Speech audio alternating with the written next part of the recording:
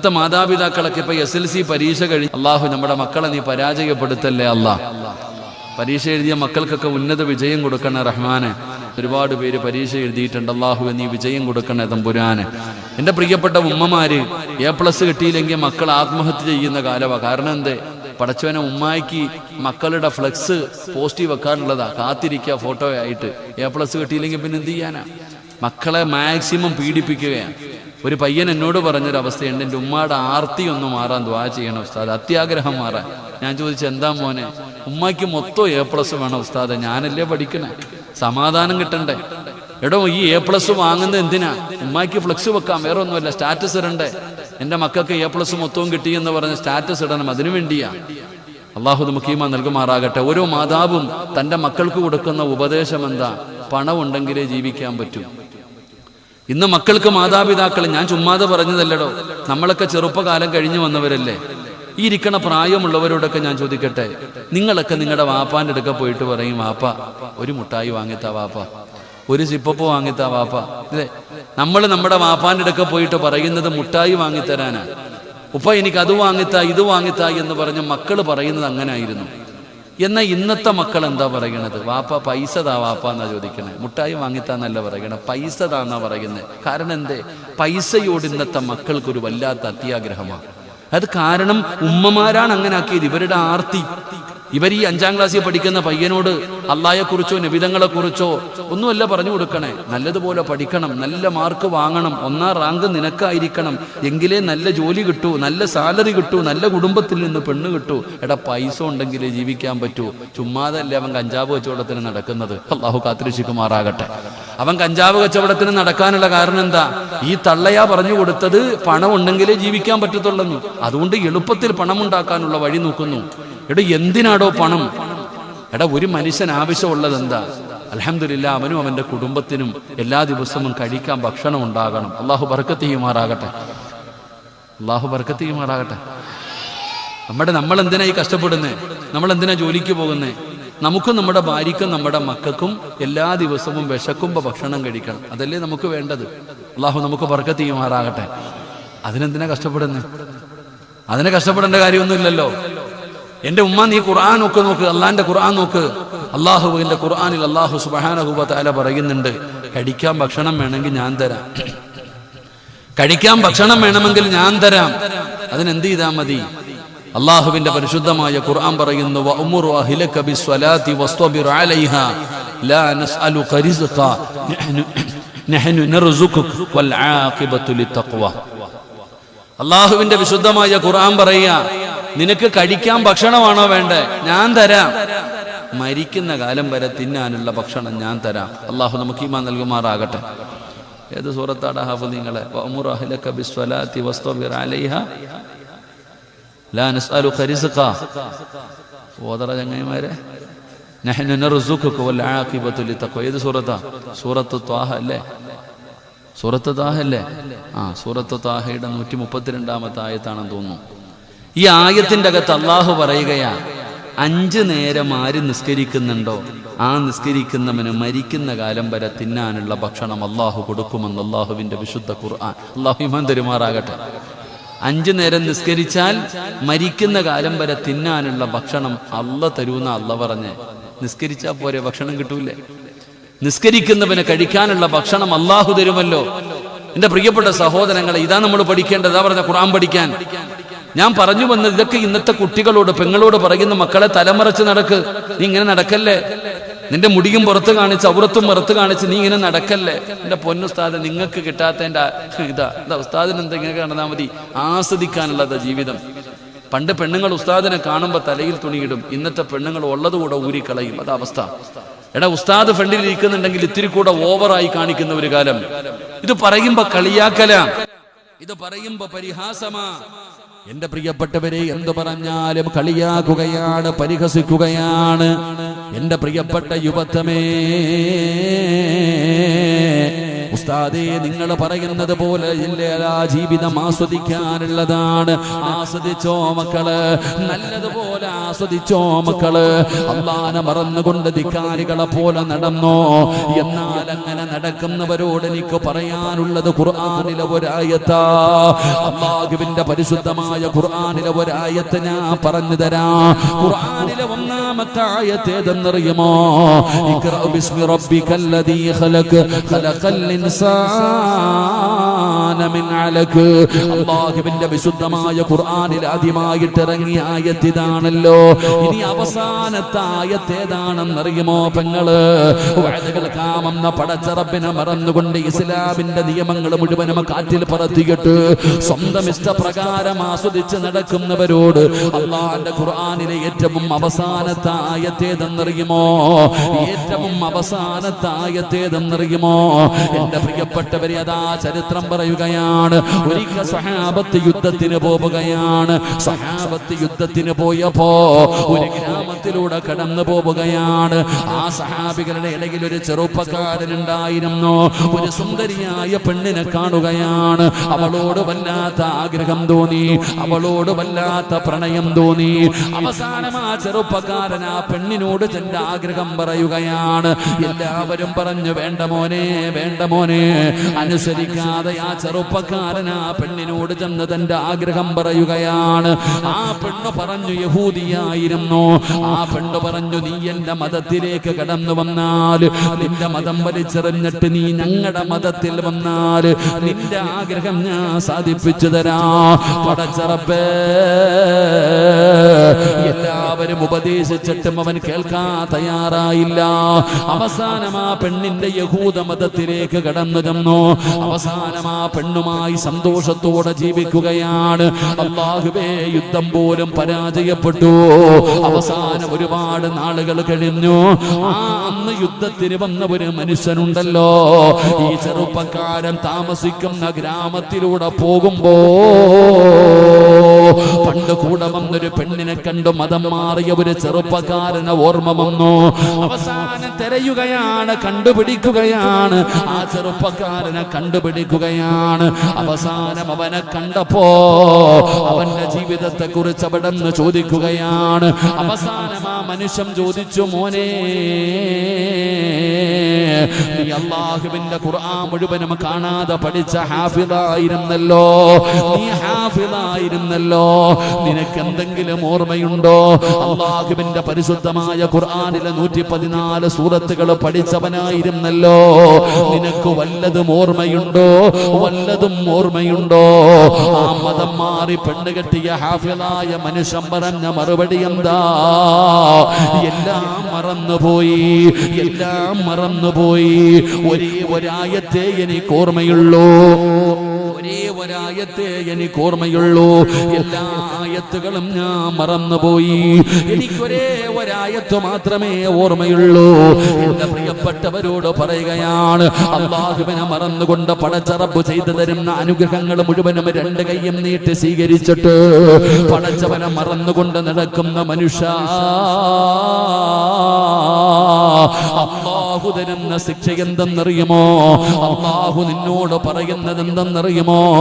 എന്റെ പ്രിയപ്പെട്ടവരോട് പറയുന്നു, ഏതായത്ത് മറന്നാലും ഈ ഒരായത്ത് മറക്കല്ലേ, ഈ ഒരായത്ത് മറക്കല്ലേ.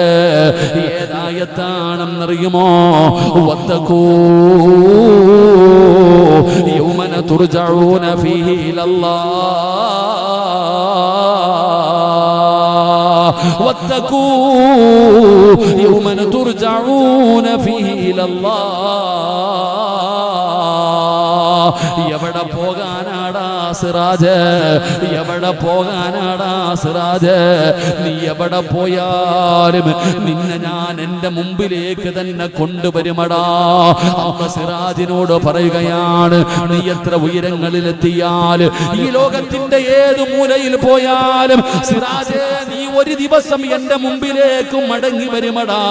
നീ ഓർത്തു വെച്ചോ സിറാജ്, നിന്നെ ഞാൻ എന്റെ മുമ്പിലേക്ക് മടക്കി കൊണ്ടുവരുന്ന ഒരു ദിവസമുണ്ടടാ. അല്ലാഹു ഓർമ്മപ്പെടുത്തുകയാ. ഓം തോടിയാ എവിടെ വരെ പോകും, നീയൊക്കെ എവിടെ വരെ പോകാനാ? വീഴുമടാ ചെറുപ്പക്കാരാ. പെങ്ങളെ, ഒരു ദിവസം വീഴുമ്പോള് നിന്റെ വാപ്പ പോയതുപോലെ നീയും പോകും പാപ്പാ. നിന്റെ ഉമ്മ പോയതുപോലെ ഒരു ദിവസം നീയും പോകേണ്ടവരാ. അല്ലാഹു പറയുകയാണ്, നിന്നെ ഞാൻ എന്റെ മുമ്പിൽ കൊണ്ടുവരും, നിന്നെ ഞാൻ എന്റെ മുമ്പിൽ കൊണ്ടുവരും. അന്ന് ഞാൻ നിനക്ക് കാണിച്ചു തരാ. ഇന്നാ മിനൽ മുജ്രിമീന മുൻതഖിമൂൻ. ഞാൻ ഒരുക്കി വെച്ചിരിക്കുന്നത് നിനക്ക് ഞാൻ കാണിച്ചു തരാ. ഞാൻ ഒരുക്കി വെച്ചിരിക്കുന്ന ശിക്ഷ ഞാൻ നിനക്ക് കാണിച്ചു തരാ. അതുകൊണ്ട് അല്ലാഹുവിന്റെ പരിശുദ്ധമായ ഖുർആനിനെ പരിഗണിക്കാതെ കളിയും തമാശയുമായി അതിന് കൊടുക്കേണ്ട സ്ഥാനം കൊടുക്കാതെ അല്ലാഹുവിനെ മറന്നു നടക്കുന്നവരെ അല്ലാഹു തരുന്ന ശിക്ഷയാ പറയുന്നത്. അല്ലാഹു തരുന്ന ശിക്ഷയാ പറയുന്നത്. അല്ലാഹു പറയുകയാണ്, നിനക്ക് ഞാൻ ഭയാനകമായ ശിക്ഷ ഒരുക്കി വെച്ചിട്ടുണ്ടെന്ന് അല്ലാഹുവിന്റെ വിശുദ്ധ ഖുർആൻ. അതുകൊണ്ട് പടച്ചവനെ മറക്കല്ലേ. ഖുർആനിനെ ബഹുമാനിക്ക്, ഖുർആനിനെ ആദരിക്ക്, ആ ഖുർആനിന് കൊടുക്കേണ്ട സ്ഥാനം കൊടുക്ക്. ഇല്ലെങ്കിൽ പടച്ചവനെ ഖസറ ദുനിയാ വൽ ആഖിറ, നിന്റെ ദുനിയാവും ആഖിറവും നഷ്ടപ്പെട്ടു പോവുകയാണ്. ഈമാനില്ലാത്ത മരണമാണ്. അല്ലാഹുവേ, ഞങ്ങളുടെ ആഖിബത്ത് നന്നാക്കണേ അല്ലാ. ഈമാനുള്ള മരണം തരണേ അല്ലാ. അല്ലാഹുവിന്റെ വിശുദ്ധമായ ഖുർആൻ പഠിക്കുന്ന 40ഓളം വരുന്ന വിദ്യാർത്ഥികൾ പഠിക്കുന്ന ഒരു സ്ഥാപനമാ. പഠിച്ചവരെ അതിന്റെ അവസ്ഥ എന്താണെന്ന് നിങ്ങൾ കണ്ണുകൊണ്ട് കണ്ടുകൊണ്ടിരിക്കുന്നവരാണ്. ആ സ്ഥാപനത്തിന് വേണ്ടിയാണ് സംഘാടകർ ബക്കറ്റുമായി മുമ്പിലേക്ക് കടന്നു വരുന്നത്. കണ്ടില്ലെന്ന് നടിക്കല്ലേ, കൊടുക്കാതെ ഇരിക്കരുത്. അല്ലാഹു തന്നതിൽ നിന്നൊരൽപ്പമെടുത്ത ആ ബക്കറ്റിന്റെ അകത്തിട്. നിങ്ങളുടെ ഒരാളുടെയും 5 നയാ പൈസ അല്ലാഹുവിന് വേണ്ട. നിനക്കാണ് പ്രയോജനമുള്ളത്. അസ്സദഖതു റദ്ദുൽ ബലാ, സദഖ വിപത്തുകളെ തട്ടിമാറ്റുമെന്ന് നബി മുഹമ്മദ് മുസ്തഫ സല്ലല്ലാഹു അലൈഹി വസല്ലമ തങ്ങൾ പറയുകയാ. സദഖ വിപത്തുകളെ തട്ടിമാറ്റുമെന്നാണ്. പടച്ചവനെ, ദുരന്തങ്ങൾ, അപകടങ്ങൾ, ദുരന്തങ്ങൾ, അപകടങ്ങൾ, പടച്ചവനെ, മാരകമായ രോഗങ്ങൾ, ഇതിനെ തട്ടിമാറ്റാൻ നീ കൊടുക്കുന്ന 10 രൂപയ്ക്ക് പവറുണ്ടോ? എപ്പോഴെന്താണ് സംഭവിക്കുന്നതെന്നറിയില്ല. പടച്ചവനെ, മാരകമായ രോഗങ്ങൾ, എന്തെല്ലാം രോഗങ്ങൾ കേൾക്കുന്നവരാടോ. അപകടങ്ങൾ പടച്ചവനെ ഇപ്പൊ അടിവാരത്ത് നിന്ന് കയറി വരുമ്പോ അതാ എത്ര ദൂരമാണ് ബ്ലോക്ക്. പടച്ചവനെ, ആക്സിഡന്റ് പറ്റിയിരിക്കുകയാണ്. ഓരോ ദിവസം എത്രയെത്ര അപകടങ്ങൾ കാണുന്നവരാണ്. നമ്മളും വാഹനങ്ങളിൽ സഞ്ചരിക്കുന്നവരല്ലേ, റോഡിലൂടെ പോകുന്നവരല്ലേ. സദഖ അപകടങ്ങളെ തട്ടിമാറ്റുമടോ, ദുരന്തങ്ങളെ തട്ടിമാറ്റുമടോ. പടച്ചവനെ, രോഗങ്ങൾ ഉസ്താദേ, ഒരുപാട് മരുന്ന് കഴിച്ചിട്ടും എന്റെ രോഗം മാറുന്നില്ല. ക്യാൻസർ വല്ലാതെ പടരുകയാണ്, ക്യാൻസർ വല്ലാതെ പടരുകയാണ്, കിഡ്നി രോഗങ്ങൾ വല്ലാതെ പടർന്നുകൊണ്ടിരിക്കുകയാണ്. ഏത് നിമിഷവും നിന്നവൻ വീണു പോകുന്ന അപകടങ്ങളാണ്. പടച്ചവനെ, ഇന്നലെയാണ് ഞാൻ വല്ലാതെ ഇഷ്ടപ്പെടുന്ന, എന്റെ മകളെ പോലെ സ്നേഹിക്കുന്ന 13 വയസ്സുള്ള ഒരു പൊന്നുമോള് പടച്ചവനെ തിരുവനന്തപുരം ICU വെന്റിലേറ്ററിൽ കിടക്കുകയാണ്. കിംസ് ഹോസ്പിറ്റലിന്റെ വെന്റിലേറ്ററിൽ 13 വയസ്സുള്ള ചിരിച്ചും കളിച്ച് നടന്ന പൊന്നുമോള്. പനിയില്ല, രോഗങ്ങളില്ല. പടച്ചവനെ, പെട്ടെന്ന് വീഴുകയാണ്. അല്ലാഹുവേ, ഈ മജ്‌ലിസിന്റെ ബറക്കത്ത് കൊണ്ട്, നിന്റെ പരിശുദ്ധമായ ഖുർആനിന്റെ ബറക്കത്ത് കൊണ്ട് ആ പൊന്നുമോൾക്ക് ശിഫ കൊടുക്കണേ അല്ലാ, രക്ഷപ്പെടുത്തണേ അല്ലാ.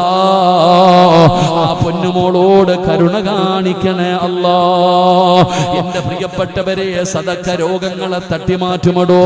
അല്ലാഹുവിന്റെ റസൂല് പറയുകയാണ്, അല്ലാഹുവിന് ചില അടിമകളുണ്ട്, അല്ലാഹുവിന് ചില അടിമകളുണ്ട്. ആ അടിമകൾക്ക് രോഗം വന്ന വന്നാ അവര് സദഖ കൊടുത്ത് ചികിത്സിക്കുമെന്ന് ആദരവായ പ്രവാചകൻ നബി മുഹമ്മദ് മുസ്തഫ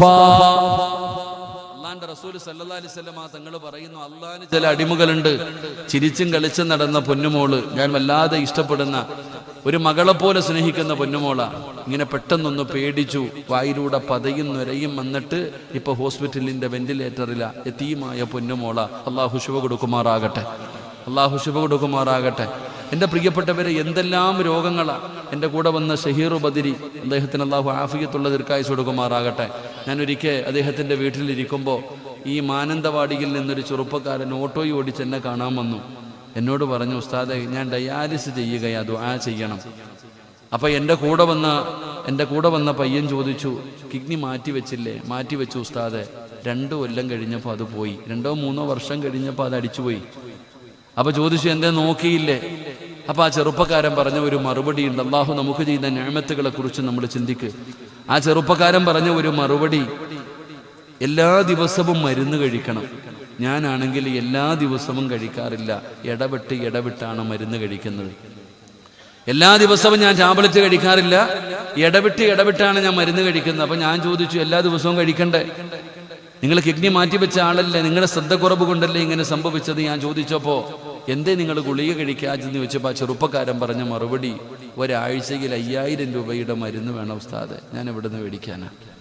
ഒരാഴ്ചയിൽ 5000 രൂപയുടെ മരുന്ന് കഴിക്കണം. എൻ്റെ കയ്യിൽ എവിടുന്ന പൈസ ഇല്ലാത്തത് കൊണ്ടാണ്. അള്ളാഹു സഹോദരന് ശുഭ കൊടുക്കുമാറാകട്ടെ, അള്ളാഹു ആഫിയത്തുള്ള ദീർഘായുസ്സ് കൊടുക്കുമാറാകട്ടെ. എടോ, ഞാൻ പറഞ്ഞത്, നമ്മൾ കൊടുക്കുന്ന ഈ ചെറിയ സദഖ കൊണ്ട് നമുക്കാ പ്രയോജനം. അള്ളാഹുവിൻ്റെ ഖുർആൻ പഠിക്കുന്ന 40ഓളം മക്കൾ ഇവിടെ ഇല്ലേ? ആ മക്കൾക്ക് വേണ്ടിയാ സംഘാടകർ ബക്കറ്റുമായിട്ട് നിങ്ങളുടെ മുമ്പിലേക്ക് കടന്നു വരുന്നു. അൽഹംദുലില്ലാ, അള്ളാഹു തന്നതിൽ നിന്നൊരൽപ്പ സദഖ. എല്ലാവരും അൽഹംദുലില്ലാ, ഒരാളും ഇല്ലെന്ന് പറയരുത്, ഒരാളും ഇല്ലെന്ന് പറയാം. ബക്കറ്റ് എടുത്തില്ലേ പാപ്പ? എല്ലാവരും ഇൻഷാ അല്ലാഹ് അവരുടെ കയ്യിലുള്ളതിൽ നിന്നൊരു നല്ല സദഖ. അൽഹംദുലില്ലാ, ഒരാളും ഇല്ലെന്ന് പറയരുത് ഇൻഷാ അല്ലാഹ്. അൽഹംദുലില്ലാ, എല്ലാവരും അവരെ കൊണ്ട് കഴിയുന്നത് മനസ്സിൽ കരുതു. പടച്ചവനെ, ഏതെങ്കിലും മാരകമായ രോഗത്തിൻ്റെ അണുക്കൾ എൻ്റെ ശരീരത്തിലുണ്ടെങ്കിൽ അള്ളാഹുവേ, ഞാൻ കൊടുക്കുന്ന ഈ സദഖയുടെ ബറക്കത്ത് കൊണ്ട് കരിച്ചു കളയണം, എന്നെ അറുത്തു മുറിക്കരുത്, എന്നെ രക്ഷപ്പെടുത്തണം.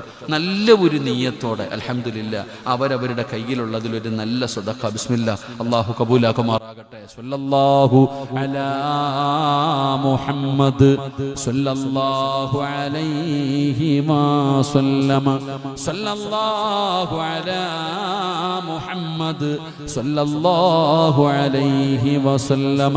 അല്ലാഹുമ്മ സല്ലി അലാ മുഹമ്മദ് യാ റബ്ബി സല്ലി അലൈഹി വസല്ലം. റഹ്മ റഹീമായ അല്ലാഹ്, കരുണക്കടലായ അല്ലാഹ്, മലിക്കുൽ ജബ്ബാറായ അല്ലാഹ്, പടച്ചവനെ ആരെല്ലാം മനസ്സറിഞ്ഞുകൊണ്ടൊരു സദഖ കൊടുക്കുന്നുണ്ടോ സ്വീകരിക്കണേ അല്ലാ, അർഹമായ പ്രതിഫലം കൊടുക്കണേ അല്ലാ.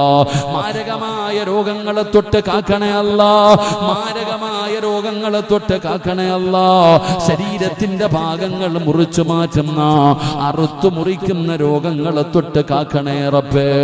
ഏതെങ്കിലും മാരകമായ രോഗത്തിന്റെ അണുക്കൾ ഈ സദഖ കൊടുക്കുന്നവരുടെ ശരീരത്തിലുണ്ടെങ്കിൽ അല്ലാ കരിച്ചു കളയണേ അല്ലാ, കരിച്ചു കളയണേ അല്ലാ, ഒരു പനിയാക്കി മാറ്റണേ അല്ലാ. അതുകൊണ്ട് എന്റെ പ്രിയപ്പെട്ടവരോട്, അല്ലാഹുവിന്റെ പരിശുദ്ധമായ ഖുർആൻ, ആ ഖുർആനിന്റെ ആയത്തുകൾ കേട്ടിട്ട് പരിഗണിക്കാത്തവർക്ക് അല്ലാഹു തരുന്ന രണ്ടാമത്തെ ശിക്ഷ, ഭയാനകമായ ശിക്ഷ അല്ലാഹു ഒരുക്കി വെച്ചിരിക്കുകയാ. ഭയാനകമായ ശിക്ഷ അല്ലാഹു ഒരുക്കി വെച്ചിരിക്കുകയാണ്. ഇനി മൂന്നാമത്തെ ശിക്ഷ എന്തെന്നറിയുമോ? മൂന്നാമത്തെ ശിക്ഷ എന്തെന്നറിയുമോ? വമൻ അറള അൻ ദിക്രി ഫഇന്ന ലഹു മഈശതൻ ലൻഖാ വനഹ്ശുറുഹു യൗമൽ ഖിയാമത്തി അഅമാ ഖാല റബ്ബി ലിമ ഹസർതനി അഅമാ വഖദ് കുന്തു ബസീറാ ഖാല കദാലിക അതതുക ആയാതുനാ ഫനസീതഹാ വകദാലികൽ യൗമ തുൻസാ. അല്ലാഹുവിന്റെ വിശുദ്ധമായ ഖുർആൻ, പരിശുദ്ധമായ ഖുർആനാ പറയുന്നത്.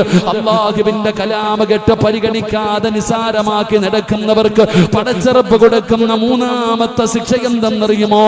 കേൾക്കണേ ഉപ്പമാരെ, കേൾക്കണേ ഉമ്മമാരെ, അല്ലാഹു പറയുന്ന വമൻ അറള അൻ ദിക്രി ഫഇന്ന ലഹു മഈസതൻ ലൻഖാ. അല്ലാഹു പറയുകയാണ്, ഇരിക്കുന്നവരോട് ചോദിക്കുകയാണ്, കച്ചവടമൊക്കെ എങ്ങനെയുണ്ട്, ജീവിതമൊക്കെ എങ്ങനെയുണ്ട്, സാമ്പത്തികമായി എങ്ങനെയുണ്ട്? ഈ സദസ്സിലിരിക്കുന്നവർക്ക് പറയാൻ ഒരേ ഒരു മറുപടിയേ ഉള്ളൂ, ഉസ്താദേ എല്ലാം തകർന്നു പോയിരിക്കുകയാണ്. നല്ല കച്ചവടമുണ്ടായിരുന്ന കടയാട്, നല്ല വരുമാനമുണ്ടായിരുന്ന ബിസിനസ്സാണ്, എല്ലാം പോയി ഉസ്താദ്, എല്ലാം പോയി ഉസ്താദ്. സമാധാനമില്ല, സന്തോഷമില്ല, എല്ലാ ബർക്കത്തും നഷ്ടപ്പെട്ടിരിക്കുകയാണ്, സാമ്പത്തികമായി തകർന്നിരിക്കുകയാണ്, വല്ലാത്ത ബാധ്യതയാണ്, മെഴുകുതിരി ഉരുകുന്നത് പോലെ നീ ഉരുകുകയാണ്. നീ തന്നെ പറയുകയാണ് മരിച്ചാ മതിയെന്ന്, നീ തന്നെ പറയുന്നു മരിക്കാ തോന്നുന്നെന്ന്. എന്തു പറ്റി സഹോദരാ? സാമ്പത്തികമായി തകരാറ്, സാമ്പത്തികമായി തകരാറ്, ബിസിനസ് മുഴുവനും തകർന്നു പോകാറ്. എന്താണ് നിനക്ക് സംഭവിച്ചത്? എന്താണ് നിനക്ക് സംഭവിച്ചത്? അല്ലാഹുവിന്റെ വിശുദ്ധമായ ഖുർആൻ പറയുകയാ, നല്ല വരുമാനമുള്ളവനായിരുന്നു, നല്ല കച്ചവടമുള്ളവനായിരുന്നു, എല്ലാം പോയല്ലോ, എല്ലാം പോയല്ലോ. അതിന്റെ കാരണം തെരഞ്ഞു നടക്കുകയല്ലേ. എന്തുകൊണ്ടാണ് അത് സംഭവിച്ചതെന്ന് ആരും സിഹർ ചെയ്തതിന്റെ പേരിലല്ല. എന്തുകൊണ്ടാണ് നീ ഇങ്ങനെ തകരാറുള്ള കാരണമെന്താ? നീ ഖുർആൻ കേട്ടാ പരിഗണിക്കുന്നവനാണോ? അല്ലാഹുവിന്റെ ഖുർആനിന് കൊടുക്കുന്ന സ്ഥാനം കൊടുക്കുന്നവനാണോ? നീ കൊടുക്കാത്തതിന് റബ്ബ് തന്ന ശിക്ഷയാണോ? പെങ്ങളെ സാമ്പത്തികമായി തകർത്ത് കളഞ്ഞത്, നിന്നെ കൊണ്ട് തന്നെ മരിച്ചാ മതിയെന്ന് പറയിപ്പിച്ചത് പടച്ച റബ്ബാ.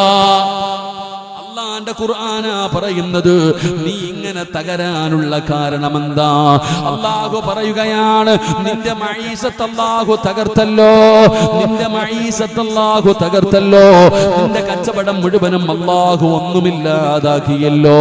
എന്തേ? വമൻ അറള അൻ ദിക്രി ഫഇന്ന ലഹു മഈസതൻ ലൻഖാ. എല്ലാം പോയില്ലേ, അല്ലാഹു ഞെരുക്കമാക്കിയില്ലേ, നിന്റെ ജീവിതം ഇടുക്കമാക്കിയില്ലേ, നിന്നെ അല്ലാഹു പിടിച്ചു കെട്ടിയില്ലേ, സമാധാനമില്ലാതെയായില്ലേ, സന്തോഷമില്ലാതെയായില്ലേ. പടച്ചവനെ സാമ്പത്തികമായി തകർന്നു പോയല്ലോ. അതിന്റെ കാരണം അല്ലാഹു പറയുകയാണ്, ഖുർആനിനെ പരിഗണിക്കാത്തവൻ അല്ലാഹുവിന്റെ കലാമിനെയല്ലേ നീ നിസാരമാക്കിയത്, അല്ലാഹുവിന്റെ കലാമിനെയല്ലേ നീ കളിയാക്കിയത്, അല്ലാഹുവിന്റെ ഖുർആനിനെയല്ലേ നീ ബഹുമാനിക്കാതെ ഇരുന്നത്. അതിനെ പരിഗണിക്കാതെ വന്നപ്പോ അല്ലാഹു ദുനിയാവിൽ നിനക്ക് തരുന്ന ശിക്ഷയാണ്. വമൻ അറള അൻ ദിക്രി ഫഇന്ന ലഹു മഈസതൻ ലൻഖാ. പടച്ചവനെ ദുനിയാവ് നഷ്ടപ്പെടുകയാണ്. ഇനി രണ്ടാമത്തെ ശിക്ഷ എന്താണ്? ഇനി രണ്ടാമത്തെ ശിക്ഷ എന്താണ്? ദുനിയാവ് പോയടോ, ദുനിയാവ് പോയടോ, സർവ്വതും നഷ്ടമായടോ. അല്ലാഹു പറയുകയാണ്, ദുനിയാവ് നഷ്ടപ്പെട്ടു, ഇനി ആഖിറത്തിൽ അല്ലാഹു നിനക്ക് തരുന്ന ശിക്ഷ എന്തെന്നറിയുമോ? ഖാല റബ്ബി ലിമ ഹസർതനി അഅ്മാ വഖദ് കുന്തു ബസീറാ. പടച്ചവനെ പള്ളിപ്പറമ്പിലെ ഖബറിനകത്ത് നിന്ന് എഴുന്നേറ്റ് വരുന്ന ദിവസമുണ്ടല്ലോ, നിന്റെ കണ്ണ് കാണുന്നില്ല, നിന്റെ ചെവി കേൾക്കുന്നില്ല, അന്ധനെ പോലെ ഇറങ്ങി വരികയാണ്. ഖബറിനകത്ത് നിന്ന് കണ്ണ് കാണാത്തവനെ പോലെ, ചെവി കേൾക്കാത്തവനെ പോലെ, അന്ധനെ പോലെ ഖബറിനകത്ത് നിന്ന് എഴുന്നേറ്റ് വരുമ്പോ നീ തന്നെ അല്ലാഹുവോട് ചോദിക്കുകയാണ്, ഖാല റബ്ബി ലിമ ഹസർതനി അഅ്മാ വഖദ് കുന്തു ബസീറാ. പടച്ചവനെ ദുനിയാവിൽ ജീവിക്കുമ്പോൾ എനിക്ക് കണ്ണ് കാണാമായിരുന്നു, എനിക്ക് ചെവി കേൾക്കാമായിരുന്നു, ഇന്ന് കണ്ണ് കാണുന്നില്ല പടച്ചവന്, ചെവി കേൾക്കുന്നില്ല പടച്ചവന്. എന്തു പറ്റി തമ്പുരാന്, എന്തു പറ്റി തമ്പുരാന്? അല്ലാഹുവിന്റെ മറുപടി എന്തെന്നറിയുമോ? ഖാല കദാലിക അത്തതുക ആയാതുനാ ഫനസീതഹാ വകദാലികൽ യൗമ തുൻസാ. നീ അഭിനയിച്ചവനല്ലേ. ഈ ഖുർആൻ പഠിക്കുന്ന മക്കൾക്ക് വേണ്ടി അല്ലാഹുവിന്റെ ഹൃദയത്തിൽ അല്ലാഹുവിന്റെ ഖുർആൻ ചുമക്കുന്ന ഈ മക്കൾക്ക് വേണ്ടി ബക്കറ്റുമായി നിന്റെ മുമ്പിലേക്ക് കടന്നു വന്നപ്പോ നീ അഭിനയിച്ചവനല്ലേ, കാണാത്തവനെ പോലെ ഇരുന്നവനല്ലേ, അല്ലാഹു തന്നത് കൊടുക്കാൻ മനസ്സില്ലാതെ അഭിനയിച്ചവനല്ലേ, നീ പൊട്ടം കളിച്ചവനല്ലേ, നീ പൊട്ടം കളിച്ചവനല്ലേ. അല്ലാഹു പറയുകയാണ് നീ എന്ന് അഭിനയിച്ചല്ലോ. അല്ലാഹു പറയുകയാണ് നീ അന്ന് അഭിനയിച്ചല്ലോ, ഇന്ന് നിന്നെ അങ്ങനെയാക്കിയിരിക്കുകയാണ്. കണ്ണ് കാണാത്തവനെ പോലെ, ചെവി കേൾക്കാത്തവനെ പോലെ, നാളെ നാണം കെട്ടവനായി പരലോകത്ത് അല്ലാഹു നിന്നെ കൊണ്ടുവരുമെന്ന് അല്ലാഹുവിന്റെ വിശുദ്ധ ഖുർആൻ. മൂന്നാമത്തെ ശിക്ഷ, ഖുർആനിനെ പരിഗണിക്കാതെ വരുമ്പോൾ അല്ലാഹു തരുന്ന മൂന്നാമത്തെ ശിക്ഷ എന്താ? നല്ല കച്ചവടം ഉണ്ടായിരുന്നു ഉസ്താദെ, നല്ല വരുമാനം ഉണ്ടായിരുന്നു ഉസ്താദെ, ഇപ്പൊ എങ്ങനെയുണ്ട്? എല്ലാം പോയി. അല്ലാഹു പറയുകയാ, ഖുർആനിനെ പരിഗണിക്കാതെ വരുമ്പോൾ അല്ലാഹു തരുന്ന മൂന്നാമത്തെ ശിക്ഷ, നിന്റെ മഈശത്തിൽ അല്ലാഹു പിടുത്തം വിടും. നിന്റെ മഈശത്തില്, നിന്റെ ബിസിനസ്സില്, നിന്റെ കച്ചവടത്തില്, നിന്റെ വരുമാന മാർഗത്തില്, നിന്റെ ജീവിതത്തിൽ അല്ലാഹു ഇടുക്കം തരും, പ്രയാസം തരും. അല്ലാഹു നമ്മളെ കാത്തുരക്ഷിക്കുമാറാകട്ടെ. ജീവിതം മുഴുവനും നീ തന്നെ പറയുന്നല്ലോ, നിനക്ക് പണമില്ലാഞ്ഞിട്ട, നിനക്ക് വീടില്ലാഞ്ഞിട്ട, നിനക്ക് മക്കളില്ലാഞ്ഞിട്ട, വാഹനമില്ലാഞ്ഞിട്ട, അല്ലാഹു നിനക്ക് എല്ലാം തന്നു. നീ എന്നിട്ടും പറയുന്നു മരിക്കാൻ തോന്നുന്നു ഉസ്താദെ. അല്ലാഹു കാത്തുരക്ഷിക്കുമാറാകട്ടെ. എൻ്റെ പ്രിയപ്പെട്ട സഹോദരങ്ങളെ, ഖുർആനിനെ പരിഗണിക്കാതെ വന്നാൽ അല്ലാഹു തരുന്ന ശിക്ഷ, നിന്റെ ജീവിതം അല്ലാഹു ഇടുക്കമാക്കും. അല്ലാഹു കാത്തുരക്ഷിക്കുമാറാകട്ടെ.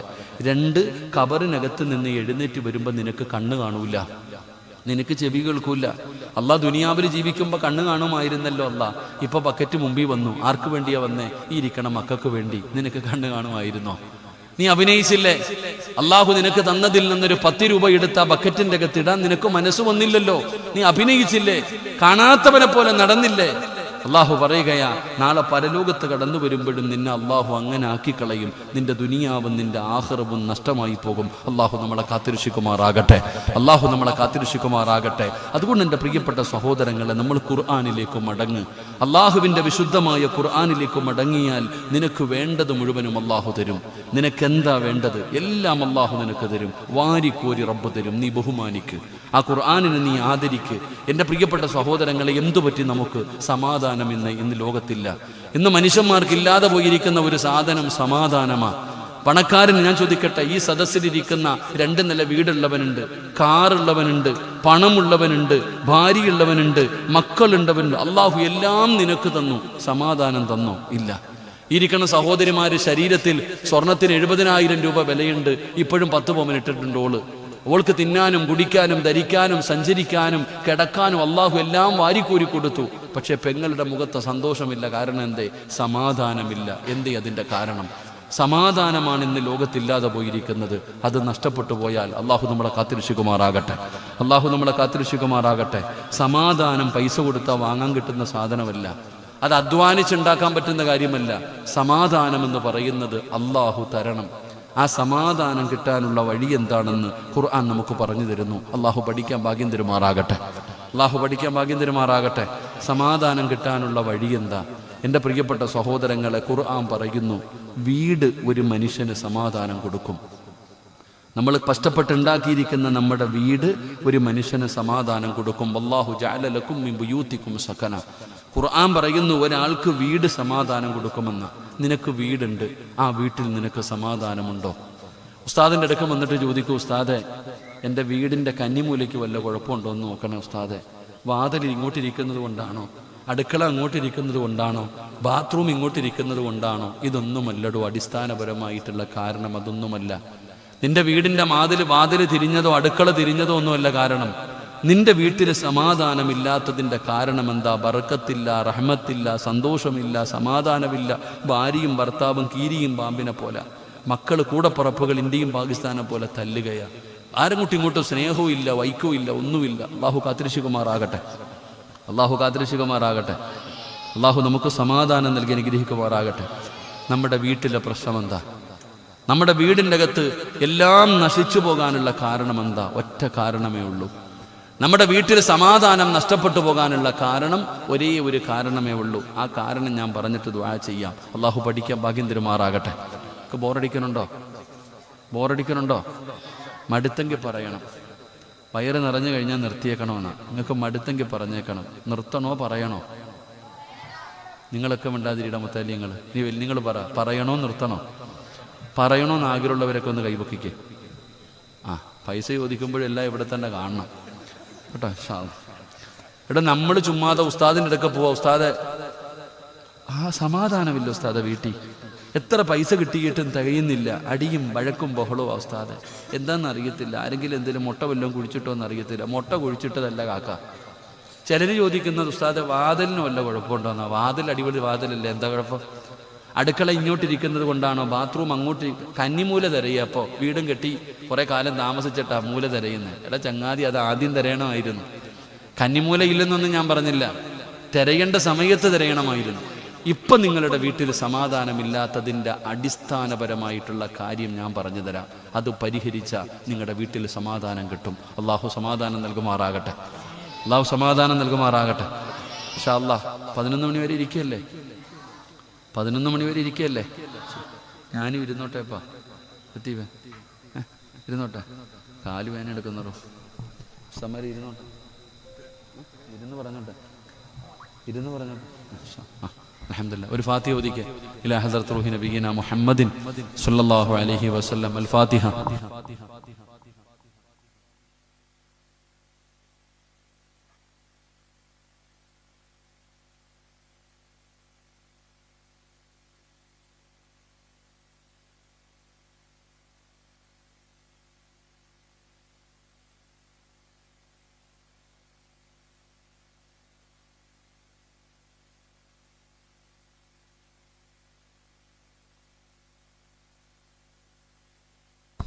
ഇൻഷാ അല്ലാഹ്. അൽഹംദുലില്ലാഹ്. അല്ലാഹു കബൂലാക്കുമാറാകട്ടെ. എടോ, നമ്മുടെ വീട്ടിൽ സമാധാനമില്ലാത്തതിൻ്റെ കാരണം നമ്മുടെ വീടിൻ്റെ അകത്ത് കണ്ണുനീര് വീഴുന്നുണ്ട്. നമ്മുടെ വീടിൻ്റെ അകത്ത് നമ്മുടെ വീടിൻ്റെ അകത്ത് കണ്ണുനീര് വീഴുന്നുണ്ട്. കണ്ണുനീര് വീഴുന്ന വീട്ടിൽ ബറക്കത്തുണ്ടാവോ? ബറക്കത്തുണ്ടാവോ? ഒരു വീടിൻ്റെ അകത്ത് കണ്ണുനീര് വീണാൽ ആ വീട്ടിൽ സമാധാനവും സന്തോഷവും ഉണ്ടാകില്ല. അപ്പം നിന്റെ വീട്ടിൽ വീഴുന്ന കണ്ണുനീരേതാ? 5 സ്ഥലങ്ങളിൽ 5 കാര്യങ്ങളിരുന്ന് കരയുമെന്ന. 5 കാര്യങ്ങൾ 5 സ്ഥലങ്ങളിൽ ഇരുന്ന് കരയും. ആ കണ്ണുനീര് അവർക്ക് നല്ലതല്ല. അള്ളാഹു കാത്തുരക്ഷിക്കുമാറാകട്ടെ. നിങ്ങളുടെ നാട്ടിലൊരു പള്ളിയുണ്ട്. ആ പള്ളിയിൽ നിസ്കരിക്കാൻ ആളില്ലാതെ വന്നാൽ പള്ളി കരയും. നിസ്കരിക്കാൻ പള്ളിയിൽ ആളില്ലാതെ വന്നാൽ പള്ളി കരയും. പള്ളി കരഞ്ഞാൽ ആ നാട്ടുകാരറിയും. അള്ളാഹു കാത്തുരക്ഷിക്കുമാറാകട്ടെ. അപ്പം നമ്മുടെ വീട്ടിൽ സമാധാനം കിട്ടാത്തതിൻ്റെ കാരണം, ഒരു വീട്ടിൽ ഖുർആനുണ്ട്, ഒരു വീട്ടിൽ അള്ളാഹുവിൻ്റെ വിശുദ്ധമായ ഖുർആനുണ്ട്. ആ വീട്ടുകാര് ഖുർആൻ പാരായണം ചെയ്യുന്നില്ലെങ്കിൽ, ഖുർആൻ എടുക്കുന്നില്ലെങ്കിൽ, ഖുർആൻ വീടിൻ്റെ അകത്തിരുന്ന് കരയും. ആ കണ്ണുനീര് വീണ പിന്നെങ്ങനെ ബറക്കത്തുണ്ടാകും? എടാ, നമ്മുടെ എല്ലാവരുടെയും വീടുകളിൽ അലമാരിക്കകത്ത് ഇങ്ങനെ വെച്ചിട്ടുണ്ട് ഖുർആൻ. സൗദി പോയിട്ട് ഉംറയ്ക്ക് പോയിട്ട് വന്നപ്പോൾ വാങ്ങിച്ചുകൊണ്ട് വന്നത് നിരത്തി വെച്ചിട്ടുണ്ട്. തൊടാറെങ്കിലും ഉണ്ടോ ചങ്ങാതി അത്? എടാ, അള്ളാഹുവിന്റെ പരിശുദ്ധമായ ഖുർആൻ ഒരു വീടിൻ്റെ അകത്തുണ്ട്. ആ വീട്ടുകാര് ഖുർആൻ പാരായണം ചെയ്യുന്നില്ലെങ്കിൽ, ആ ഖുർആൻ എടുക്കുന്നില്ലെങ്കിൽ, ആ ഖുർആൻ അവിടെ ഇരുന്ന് കരയും. ആ കണ്ണുനീരാണ് നിന്റെ വീട്ടിലെ സർവ്വതും തകർത്ത് കളഞ്ഞത്. അള്ളാഹു കാത്തുരക്ഷിക്കുമാറാകട്ടെ. അള്ളാഹു കാത്തുരക്ഷിക്കുമാറാകട്ടെ. എത്ര പേര് ഓതിയിട്ടുണ്ട് ഇന്നത്തെ ദിവസം? ഒന്ന് ചിന്തിച്ചു നോക്കിയൊക്കെ. നിങ്ങളുടെ വീടിൻ്റെ അകത്തിരിക്കുന്ന ഖുർആൻ തൊട്ട ദിവസം നിങ്ങൾ ആലോചിച്ച് നോക്ക്. ഈ അടുത്ത ആഴ്ചയിൽ എപ്പോഴാതൊന്ന് തൊട്ട് നോക്കിയിട്ടുള്ളത്? നിങ്ങൾ ഖുർആൻ ഓതുന്നുണ്ടില്ല എന്ന് ഞാൻ പറയണില്ല. കാണാതെ ഓതിയിട്ട് കാര്യമൊന്നുമില്ലല്ലോ. ആ പരിശുദ്ധമായ ഖുർആൻ എടുത്തു വെച്ച് പാരായണം ചെയ്യണം. കണ്ടോതുന്നതിന് പ്രതിഫലം കൂടുതലാ, കാണാതെ ഓതുന്നതിനേക്കാളും പ്രതിഫലമാ കണ്ടോതിയാൽ. ഖുർആൻ കണ്ടോതുന്നതിന് വല്ലാത്ത പ്രതിഫലമാ. അപ്പൊ നമ്മുടെ വീടിൻ്റെ അകത്തിരിക്കുന്ന പരിശുദ്ധമായ ഖുർആൻ നമ്മൾ തുറന്നുപോലും നോക്കാറില്ല. അപ്പൊ പിന്നെ ഖുർആൻ കരയലല്ലാതെ വെറുതെ ചെയ്യാൻ. ആ ഖുർആൻ കരയുന്നത് കൊണ്ടാണ് നിന്റെ വീട്ടിലെ സർവ്വതും നഷ്ടപ്പെട്ടു പോയത്. എടോ, നീ നിന്റെ ഉമ്മാനെ കുറിച്ചൊന്ന് ചിന്തിക്ക്. ഇന്ന് നിനക്ക് ആകെ ഉള്ളത് 2 പെൺമക്കളാ. നീ രാവും പകലും കിടന്ന് കഷ്ടപ്പെടുക. എന്തിന്? മക്കളെ കെട്ടിക്കണം, വീട് വെക്കണം, ചെലവിന് കൊടുക്കണം, മക്കളെ പഠിപ്പിക്കണം. വല്ലാത്ത ടെൻഷൻ. എന്നാ ഞാൻ ചോദിക്കട്ടെ, 15 കൊല്ലം മുമ്പ് നിന്റെ വാപ്പ ഇവിടെ ജീവിച്ചിരുന്നു. വാപ്പായ്ക്ക് വല്ല ടെൻഷനും ഉണ്ടായിരുന്നു? എടാ നിനക്ക് തിന്നാൻ സമയമില്ല, ഉറങ്ങാൻ സമയമില്ല, ഇബാദത്ത് ചെയ്യാൻ സമയമില്ല, ഭാര്യയെ സന്തോഷിപ്പിക്കാൻ സമയമില്ല, മക്കളെ സ്നേഹിക്കാൻ സമയമില്ല, നിനക്കൊന്നിനും സമയമില്ല. എന്നിട്ട് നീ രാവും പകലും അധ്വാനിച്ചിട്ട് പറയുന്നു ഒന്നുമില്ല ഒന്നുമില്ല ഒന്നുമില്ല. എന്നാൽ നിന്റെ വാപ്പ നോക്കിക്കേ, മഗ്‌രിബ് കഴിഞ്ഞ് ഭക്ഷണവും കഴിച്ചിട്ട് ആ ചങ്ങാതി 9 മണിക്ക് മുമ്പ് കിടന്ന് ഉറങ്ങും. എന്തൊരു സമാധാനം, എന്തൊരു സന്തോഷം. വാപ്പ ലോൺ എടുത്തിട്ടാണോ വീട് വെച്ചേ? വാപ്പ പിരിവെടുത്തിട്ടാണോ പെങ്ങളെ കെട്ടിച്ച്? അല്ലല്ലോ. എന്തേ അതിൻ്റെ കാരണം? ഇവിടെ നമ്മുടെ കൊട്ടാരങ്ങളിൽ ഇന്ന് കോടികൾ ചെലവഴിച്ച് ലക്ഷങ്ങൾ ചെലവഴിച്ച് നമ്മൾ കൊട്ടാരം പണിതു. ആ കൊട്ടാരത്തിൻ്റെ അകത്ത് കിട്ടാത്ത സന്തോഷം നമ്മുടെ തറവാടായ കുടുംബ വീട്ടിൽ ആ ഓല ഷെഡിനകത്ത്, ആ ഓടിട്ട വീടിൻ്റെ അകത്ത് സമാധാനമുണ്ടായിരുന്നു, സന്തോഷമുണ്ടായിരുന്നു, സ്നേഹമുണ്ടായിരുന്നു, തമ്മിലടിയും വൈരാഗ്യമില്ല. അന്ന് കൂടപ്പറപ്പെന്ന് പറഞ്ഞാൽ വല്ലാത്ത സ്നേഹം. ഇന്ന് കൂടപ്പറപ്പാ കൂടോത്രം ചെയ്യുന്നത്. അള്ളാഹു കാത്തിരിച്ചുകുമാറാകട്ടെ. എടാ അന്ന് ജ്യേഷ്ഠനും അനുജനെന്ന് പറഞ്ഞാൽ ചങ്കുകളാ. എൻ്റെ അനിയൻ ജീവൻ കളയും. ഇന്ന് നിന്റെ അനിയനാ പറയണേ, ഞാൻ മരിച്ചാൽ പോലും നീ എൻ്റെ വീട്ടിൽ കയറിയേക്കരുത്. എന്തു പറ്റി നമുക്ക്? എന്താണ് അതിന് സംഭവിച്ചത്? അതിനൊരു കാരണമുണ്ട്. നമ്മുടെ ഉമ്മ മരിച്ചവർക്ക് അള്ളാഹു സ്വർഗം കൊടുക്കുമാറാകട്ടെ. മരണപ്പെട്ടു പോയ ഉമ്മയ്ക്ക് അള്ളാഹു സ്വർഗം കൊടുക്കുമാറാകട്ടെ. ജീവിച്ചിരിക്കുന്ന ഉമ്മമാർക്ക് അള്ളാഹു ആഫിയത്തുള്ള ദീർഘായുസ് നൽകുമാറാകട്ടെ. മഗ്‌രിബിന് ബാങ്ക് വിളിക്കുന്നതിന് 10 മിനിറ്റ് മുമ്പ് നമ്മുടെ ഉമ്മ ഒളുവെടുത്തിട്ട് നിസ്കാരപ്പായിൽ വരും. എന്നിട്ട് ഉമ്മ അങ്ങോട്ട് പറയും, സുബ്ഹാനല്ലാഹി വബിഹംദിഹി സുബ്ഹാനല്ലാഹിൽ അലീം വബിഹംദിഹി അസ്തഗ്ഫിറുല്ലാഹ്. ഉമ്മ മഗ്‌രിബിന്റെ ബാങ്ക് വിളിക്കുന്നത് വരെ ഈ ദിക്റും പറഞ്ഞിങ്ങനെ ഇരിക്കും. മഗ്‌രിബിന്റെ ബാങ്ക് വിളിച്ചു, ഉമ്മ നിസ്കരിക്കും, സുന്നത്ത് നിസ്കരിക്കും. നിസ്കാരമെല്ലാം കഴിഞ്ഞാൽ നമ്മുടെ ഉമ്മ ഖുർആനും എടുത്തിട്ട് അങ്ങോട്ട് ഇരിക്കും. ആ വിളക്കിന്റെ വെളിച്ചത്തിൽ അള്ളാഹുവിന്റെ പരിശുദ്ധമായ ഖുർആൻ എടുത്തു വെച്ചിട്ട് ഉമ്മ സൂറത്തുൽ വാഖിഅ പാരായണം ചെയ്യും, സൂറത്തുൽ മുൽക്ക് പാരായണം ചെയ്യും, സൂറത്തുർ റഹ്മാൻ പാരായണം ചെയ്യും, സൂറത്തു സജദ പാരായണം ചെയ്യും, സൂറത്തു യാസീൻ പാരായണം ചെയ്യും. മഗ്‌രിബിന്റെയും ഇശാഇന്റെയും ഇടയിൽ ഈ 5 സൂറത്ത് നമ്മുടെ ഉമ്മ ഓതുമായിരുന്നു. നമ്മുടെ ഉമ്മമാര് മഗ്‌രിബ് നമസ്കാരം കഴിഞ്ഞാൽ സൂറത്തുൽ വാഖിഅ, എന്താ പ്രത്യേകത? സൂറത്തുൽ വാഖിഅ എന്ന് പറയുന്ന ഒരു അധ്യായമുണ്ട്. ആ അധ്യായം ഏത് വീടിൻ്റെ അകത്ത് പാരായണം ചെയ്യുന്നുണ്ടോ അള്ളാഹു അവർക്ക് ദാരിദ്ര്യം കൊടുക്കില്ല എന്ന് നബി മുഹമ്മദ് മുസ്തഫ. എടോ സൂറത്തുൽ വാഖിഅ, ഇദാ വഖഅത്തിൽ വാഖിഅ എന്ന് തുടങ്ങുന്ന ആ സൂറത്ത് ഏത് വീട്ടിൽ പാരായണം ചെയ്യുന്നുണ്ടോ, മഗ്‌രിബിന്റെ ഇശാഇന്റെ ഇടയിൽ ഏത് വീട്ടിൽ പാരായണം ചെയ്യുന്നുണ്ടോ ആ വീട്ടിൽ അള്ളാഹു ദാരിദ്ര്യം കൊടുക്കൂല. നിന്റെ വീട്ടിൽ ദാരിദ്ര്യം ഉണ്ടാകാത്തതിന്റെ കാരണം കഞ്ഞിയും പയറും ആയിരുന്നെങ്കിൽ വയറ് നിറയും ചങ്ങാതി. അത് എന്ത് കഴിച്ചാലും അൽഹംദുലില്ലാഹ് ഒരു ബർക്കത്തുണ്ടായിരുന്നു. എന്തുകൊണ്ട്? ഏത് വീടിൻ്റെ അകത്താണോ സൂറത്തുൽ വാഖിഅ പാരായണം ചെയ്യുന്നത് ആ വീട്ടിൽ ദാരിദ്ര്യം ഉണ്ടാകില്ല എന്ന് നബിയിന റസൂലുള്ളാഹി. വാപ്പ ഇങ്ങനെ ടെൻഷൻ അടിക്കാറില്ല, മോളെ കെട്ടിക്കണം. എവിടെ അല്ലാ പൈസ ഇല്ല, അല്ലാ വാപ്പായ്ക്ക് ടെൻഷനൊന്നും ഇല്ലായിരുന്നതോ. ദാരിദ്ര്യം അല്ലാഹു ആ വീട്ടിൽ കൊടുക്കില്ല. സൂറത്തുൽ മുൽക്ക്, തബാറകല്ലദീ ബിയദിഹിൽ മുൽക്ക് വഹുവ അലാ കുല്ലി ഷൈഇൻ ഖദീർ. ഈ സൂറത്ത് പാരായണം ചെയ്യുമ്പോൾ അവൻ്റെ 6 അടി മണ്ണിനകത്ത് വെളിച്ചമുണ്ടാകും. ആ സൂറത്തിന്റെ പ്രത്യേകത അറിയണമെങ്കിൽ ഒരിക്കൽ ഒരു സഹാബി യാത്ര ചെയ്തു വരുമ്പോൾ ക്ഷീണം കാരണം ഒരിടത്ത് കിടന്നുറങ്ങി. നല്ല ഉറക്കത്തിൽ കിടക്കുമ്പോഴാ ഖുർആൻ ഓതുന്ന ശബ്ദം കേൾക്കണം മരുഭൂമിയിൽ. ഈ ചങ്ങാതി ചാടി എഴുന്നേറ്റിട്ട് നോക്കി, ആരാ അല്ലാഹ് ഖുർആൻ ഓതുന്നേ? വെളിയിൽ ഇറങ്ങി നോക്കി, ആരെയും കാണുന്നില്ല. പിന്നെയും വന്ന് കിടന്നു. കുറച്ചു കഴിഞ്ഞപ്പോൾ പിന്നെയും ഖുർആൻ ഓതുന്നു. ചാടി എഴുന്നേറ്റ് പിന്നെയും പുറത്തിറങ്ങി, ആരെയും കാണുന്നില്ല. സഹാബിക്ക് പേടിയായി. 3ാമത് കിടന്നുറങ്ങുമ്പോൾ സഹാബിക്ക് മനസ്സിലായി ഖബറിന്റെ മുകളിലാ കിടക്കുന്നത്, ഖബറിനകത്തിരുന്നിട്ടാ ഖുർആൻ ഓതുന്നേന്ന്. പേടിച്ചു വിറച്ചു. രാവിലെ നബിതങ്ങളുടെ മുമ്പിൽ ചെന്നിട്ട് വല്ലാത്ത അത്ഭുതത്തോടു കൂടി പറഞ്ഞപ്പോൾ നബിതങ്ങൾ ചോദിച്ചു, അതിപ്പോ എന്താ വലിയ അത്ഭുതം? എന്താ അതിന് എത്ര വലിയ അത്ഭുതം? എന്താ? എടോ സൂറത്തുൽ മുൽക്ക് പാരായണം ചെയ്യ്. അതിന്റെ പ്രയോജനം 6 അടി മണ്ണിനകത്ത് ചെല്ലുമ്പോൾ നമുക്ക് ലഭിക്കും. അള്ളാഹു നമുക്ക് ഈമാൻ നൽകുമാറാകട്ടെ. 3 സൂറത്തുർ റഹ്മാൻ, അർ-റഹ്മാനു അല്ലമൽ ഖുർആൻ ഖലഖൽ ഇൻസാന അല്ലമഹുൽ ബയാൻ. തങ്ങന്മാരെ കാണുമ്പോൾ, ഉസ്താദന്മാരെ കാണുമ്പോൾ എൻ്റെ വീട്ടിലൊന്ന് കയറ്, ഒന്ന് ദുആ ചെയ്യ് ബറക്കത്തിന്. തങ്ങന്മാരെയും സയ്യിദന്മാരെയും ഉസ്താദന്മാരെയൊക്കെ കാണുമ്പോൾ നമ്മൾ വീട്ടിൽ കൊണ്ടുപോകുന്നത് എന്തിനാ? ദുആ ചെയ്യാൻ. സൂറത്തുർ റഹ്മാൻ പാരായണം ചെയ്താൽ ആകാശത്ത് നിന്ന് മലക്കുകൾ ഇറങ്ങി വരും നിന്റെ വീട്ടിൽ ദുആ ചെയ്യാൻ. അല്ലാഹു ഈമാൻ തരുമാറാകട്ടെ. ഉറക്കപ്പുറം അല്ലാഹു ഈമാൻ തരുമാറാകട്ടെ. ചരിത്രം പറയാൻ സമയമില്ലാത്തത് കൊണ്ടാ ഒരു സ്വഹാബി ഖുർആൻ ഓതിക്കൊണ്ടിരുന്നപ്പോൾ വീടിന്റെ പുറത്ത് കുതിരകൾ കടന്നിട്ട് ചാടുകയാ. പേടിച്ചു വിറച്ചു പുറത്തിറങ്ങി. നോക്കുമ്പോൾ അടങ്ങി നിൽക്കുന്നു. പിന്നെയും അകത്ത് കയറി ഖുർആൻ ഓതാൻ തുടങ്ങി. പിന്നെ നീ ചാടാൻ തുടങ്ങി. പുറത്തു വരുമ്പോൾ നിശബ്ദമാകുന്നു. അവസാനം ഖുർആൻ മടക്കി വെച്ചിട്ട് സഹാബി കിടന്നുറങ്ങി. പിറ്റേ ദിവസം രാവിലെ നബിതങ്ങളോട് പറഞ്ഞു, നബിയെ, ഞാൻ ഖുർആൻ ഓതിക്കൊണ്ടിരുന്ന സമയത്ത് എൻ്റെ വീട്ടിൽ കെട്ടിയിരുന്ന മൃഗങ്ങളൊക്കെ വല്ലാതെ ബഹളം വെക്കുന്നു. ഖുർആൻ നിർത്തിയപ്പോൾ അത് മിണ്ടാതെ നിൽക്കുന്നു, എന്തുപറ്റി? നബിതങ്ങൾ ചോദിച്ചു, നീ ഏത് സൂറത്താ പാരായണം ചെയ്ത്? സൂറത്തു റഹ്മാൻ. മലക്കുകൾ ഇറങ്ങി വരുന്നത് കണ്ടിട്ട് ചാടിയതാണെന്ന് നബിയുനാ റസൂലുള്ളാഹി. സൂറത്തു റഹ്മാൻ പാരായണം ചെയ്തപ്പോൾ മലക്കുകൾ ഇറങ്ങി വന്നു. അത് കണ്ടിട്ടാ, ആ നാൽക്കാലിക്കത് കാണാമല്ലോ, അത് കണ്ടിട്ടാണ് അത് കിടന്ന് ബഹളം വെച്ചത്, അല്ലാതെ വേറൊന്നുമല്ല. അപ്പൊ സൂറത്തു റഹ്മാൻ പാരായണം ചെയ്യുന്ന വീട്ടിൽ അള്ളാഹുവിന്റെ റഹ്മത്തിന്റെ മാലാകമാര് വരും. അള്ളാഹു നമുക്ക് ഈമാൻ നൽകുമാറാകട്ടെ. സൂറത്തു സജദ, ഉംറ ചെയ്ത കൂലിയുണ്ടെന്ന് അത് പാരായണം ചെയ്താൽ. സൂറത്തു സജദ പാരായണം ചെയ്താൽ ഉംറ ചെയ്ത കൂലിയുണ്ട്. സൂറത്തു യാസീൻ എന്തിനു വേണ്ടി ഓതിയോ നീ എന്ത് ദുആ ചെയ്താലും ഉത്തരമുണ്ട്. യാസീൻ ഓതിയിട്ട് ദുആ ചെയ്താൽ അവരുടെ ദുആയ്ക്ക് ഉത്തരമുണ്ടെന്ന് മഹാനായി നബിയുനാ റസൂലുള്ളാഹി സ്വല്ലല്ലാഹു. അപ്പൊ നമ്മുടെ ഉമ്മ നമ്മുടെ ചെറിയ കുടിലിനകത്ത് മഗ്രിബ് കഴിഞ്ഞാൽ വാഖിയ ഓതും, മുൽക്ക് ഓതും, റഹ്മാൻ ഓതും, സജദ ഓതും, യാസീൻ ഓതും.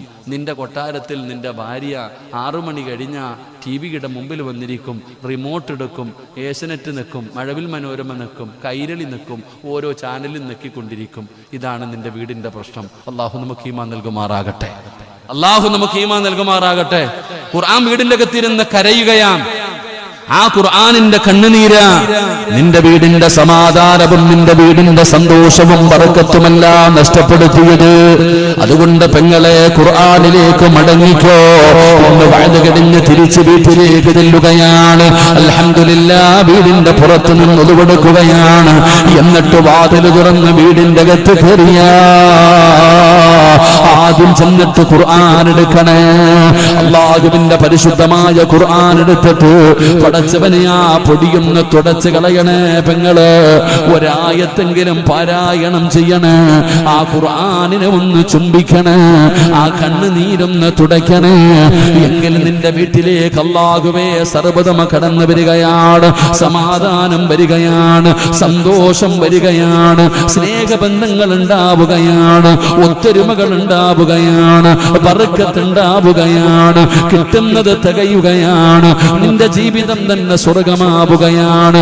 നിന്റെ വീട് സമാധാനം തരുന്ന ഒരിടമാവുകയാണ്. വല്ലാഹു ജഅല ലക്കും മിൻ ബുയൂതികും സഖനാ എന്ന് ഖുർആൻ അവിടുന്ന് പറഞ്ഞല്ലോ. അതുകൊണ്ട് എന്റെ പ്രിയപ്പെട്ടവരോട് പറയുന്ന, ഖുർആനിലേക്ക് മടങ്ങിക്കോ. ഖുർആനിനെ ആദരിച്ചോ, ഖുർആനിനെ ബഹുമാനിച്ചോ, ഖുർആനിന് കൊടുക്കേണ്ട സ്ഥാനം കൊടുത്തോ. അല്ലാഹുവേ, ഖുർആന്റെ അഹ്ലുകാരിൽ ഞങ്ങളെ പെടുത്തണേ അല്ലാഹ്. അതുകൊണ്ട് ഹാഫിദീങ്ങളായ മക്കള് സനദ് വാങ്ങിയ മജ്ലിസാണ്, ഖുർആനിനെ കുറിച്ച് പറഞ്ഞ മജ്ലിസാണ്. അതുകൊണ്ട് എന്റെ പ്രിയപ്പെട്ടവരോട് പറയുന്ന, നമ്മൾ ഖുർആൻ പാരായണം ചെയ്യണേ. എല്ലാ ദിവസവും ഒരു വട്ടമെങ്കിലും നീ ഖുർആനെന്ന് തൊടണേ ചെറുപ്പക്കാരാ. എന്റെ വാപ്പയോട് പറയുകയാ, ഉമ്മയോട് പറയുകയാ, ഒരേ ഒരു വസിയത്തേ ഉള്ളൂ, സ്നേഹത്തോടെ പറയുകയാ. അല്ലാഹുവിന്റെ ഖുർആൻ ഒരു ദിവസത്തിൽ ഒരു പ്രാവശ്യമെങ്കിലും നിന്റെ കൈ കൊണ്ട് തൊടണേ. ഒരായത്തെങ്കിലും പാരായണം ചെയ്യണേ. അല്ലാഹുവേ, അതിനുള്ള ഭാഗ്യം തരണേ അല്ലാഹ്. എല്ലാ ദിവസവും ഖുർആൻ ഒന്ന് കൈകൊണ്ട് തൊടണം. അല്ലാഹു ഭാഗ്യം തരുമാറാകട്ടെ.